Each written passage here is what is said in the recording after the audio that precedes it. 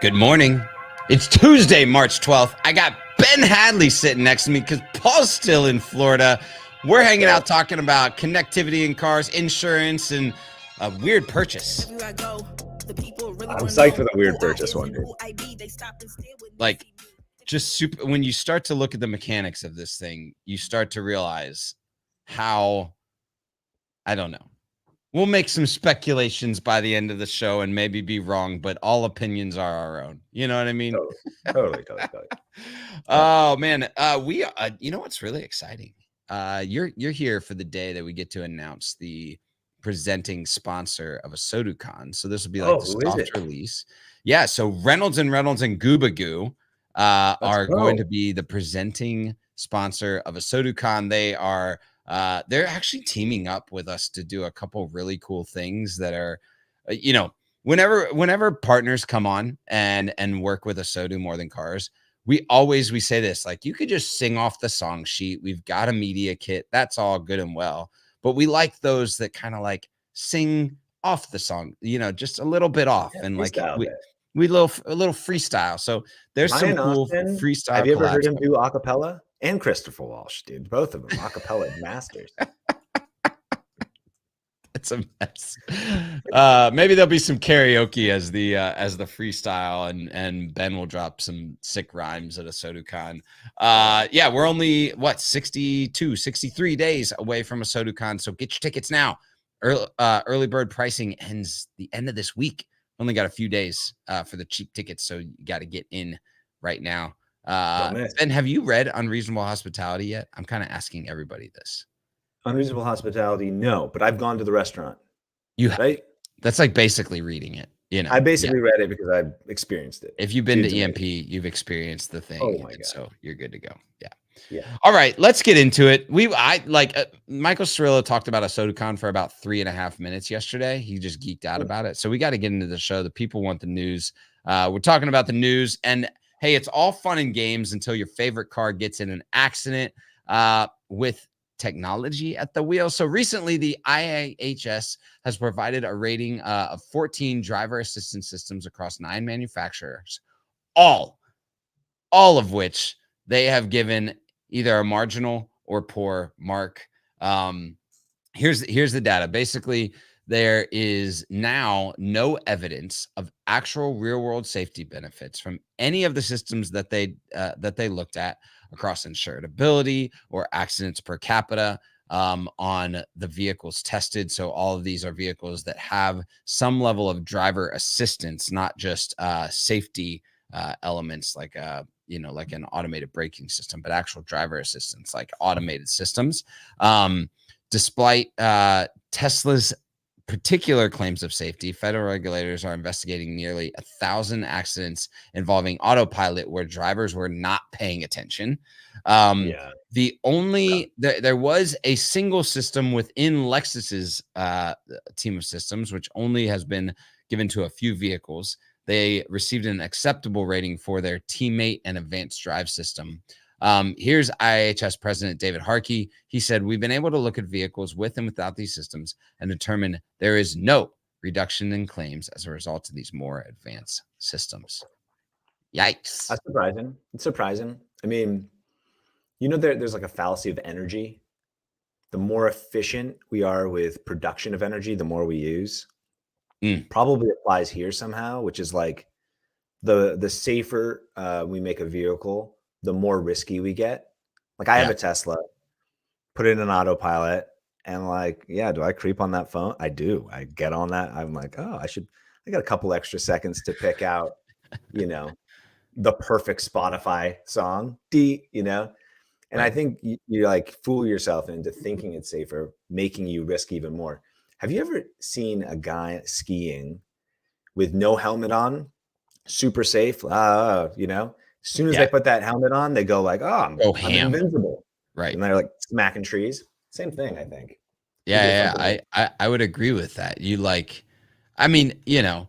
How many people have tried to get in that big bubble and roll down a hill? It's like you just whatever, And then you just roll down a hill as an adult and you stop 3 rolls in and wonder what and question your life choices, right? You got a 12-year-old just like rolling down the hill like nobody's business. They haven't seen the pain of the result of missing it. But I think there's still so much, back in 2018, 2019, the world was like, we're going to just have autonomous vehicles, but there's still so much to be discovered. There's tons of work to be done on it. So many rollbacks of, FSD, full self-driving, so many changes. The one note in there is that there was actually on systems where it was just automated braking for forward collision warning. Like that was a test that was outside of the autonomous driving. That system in particular has a significant reduction in both vehicle and pedestrian accidents. So that makes total sense. As a safety feature, it definitely has productivity for insurability and for like actual. Here's the layup segue.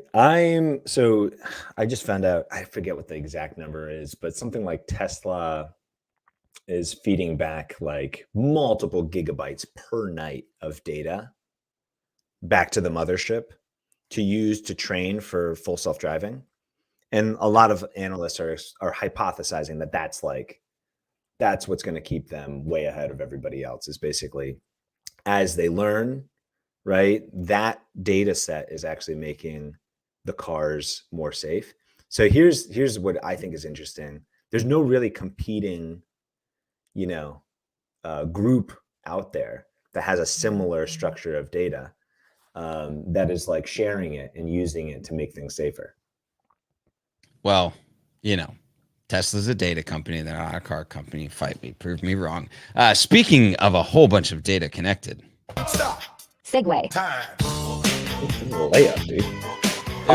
There were like 8 layups that you could have gone into that segue with. Hey, we all love the idea of a connected car. Ben and myself in particular, but it looks like insurance companies are actually taking more liberties with the data available from manufacturers' connected systems to determine insurance rates per driver. So this New York Times article chronicled a particular driver from near Seattle. Name is Ken Dahl. That's shout out the Oscars. Dahl Auto? No, Ken Dahl, who was stunned when his insurance spiked by 21% due to data collected by his Chevy Bolt and shared with General Motors by shared by General Motors with LexisNexis. The report detailed over 640 trips, monitoring speed, braking, accelerations, but not locations, affecting his insurance rates. So GM and a whole bunch of other manufacturers are collecting driving data for things like insurance purposes, often with actual driver consent in the little fine print, either in the showroom when you sign up for things like OnStar or when you sign up for the connected driving app. A researcher at Mozilla, Jen Kaltwriter, who reviewed the privacy policy for more than 24 car brands last year, called cars, quote, a privacy nightmare. It's really interesting. Actually, Nathan, our producer, pointed out the show and said last year, actually at ASOTU, Mike Stanton on the main stage, the president of NADA, said dealers need to be aware of how data is shared with their car company. It's the customer's data. It's not the dealer's data or the OEM data. And we're stewards of that information. So customers are kind of calling for this. There's a lot going out in the world. It's, hey, look, where is this data going? Who is it being shared with? And how is that impacting other financial pieces of my life? Right. Yeah. There's so many layers to that too. If you think about, how there's that data grab, right? And I actually think it would make sense to make a conglomerate of sort of the traditional OEMs in partnership with LexisNexis, so they can create a driving set of data to train future autonomous vehicles on. That's part one. Part two, though, is you have the data itself coming from the vehicle. Then you have the phone. You have Apple CarPlay. You have Google Android Auto. I'm wondering also. Then you're into like cross app tracking, ads, other 100%. apps. Like, hey, Ben seems to take a long time on Spotify while he's going, 45 miles an hour in a 40. You know what I mean? Like, this guy is risky AF. Like, I think they could probably figure that out, even with just a phone. So, yeah, I can totally see why this is a privacy nightmare. It's a big privacy issue. And I mean, when we're worried about like cross app tracking on devices and like browser security, this is way more into your life. Actually, one of the drivers in the article said that they had found out with their insurance company. There's in a Reddit thread. Basically, they had looked with their insurance company, and their vehicle, it was a Corvette that they took to the track like every weekend. And the track data was obviously also getting shared alongside their regular driving habits. So like massive acceleration, massive braking, tight corners, all of the things that you would expect from tracking a Corvette were also starting to impact this driver's insurance rates. But because they don't know location, right? They couldn't, right? So that's the weird one. Like, do you really want to give them location? Because now you can actually sell that to like healthcare. Oh, this guy's, rolling through McDonald's way too much.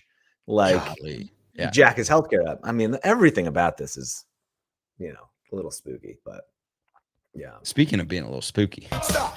Segue. Time. So I'm going to call this a little bit spooky, but after filing for bankruptcy in October, a California court has sanctioned the sale of Shift Technologies. If you remember, it's a California retailer, online retailer, their digital assets, including domain names, trademarks, and social media accounts, along with the sale of a few other things. Here's the fun one. Former TrueCar founder and also founder of Fair, Scott Painter, won the domain names, trademarks, and social media accounts of carlots.com, autoacquire.com, Canvas, and Exchange Leasing for $35,000. He also acquired the platforms, patents, and records of Shift and Fair Technologies for, get this, $120,000. Companies that reigned a combined that originally raised over $1 billion combined. Yeah, patents, records, platforms. Well, like, is it nuts? I don't know. I don't know how substantial that is, but it just on paper sounds like. I mean, Scott Painter, man, like just a full-on discount, dude. Good purchase. Here's what's crazy. Just the shift.com domain and social media accounts got sold to a totally different non-automotive Canadian company, also named Shift Technologies, for $1.3 million. Right. So just the domain name and the social media accounts they wanted for a whole big money grab. Absolutely nuts. I mean, it's so interesting seeing, like, first of all, I didn't also know that Carlots was associated with Shift. Like, I remember, I don't even know if it was a buy here, pay here. It was sort of like a used car operation.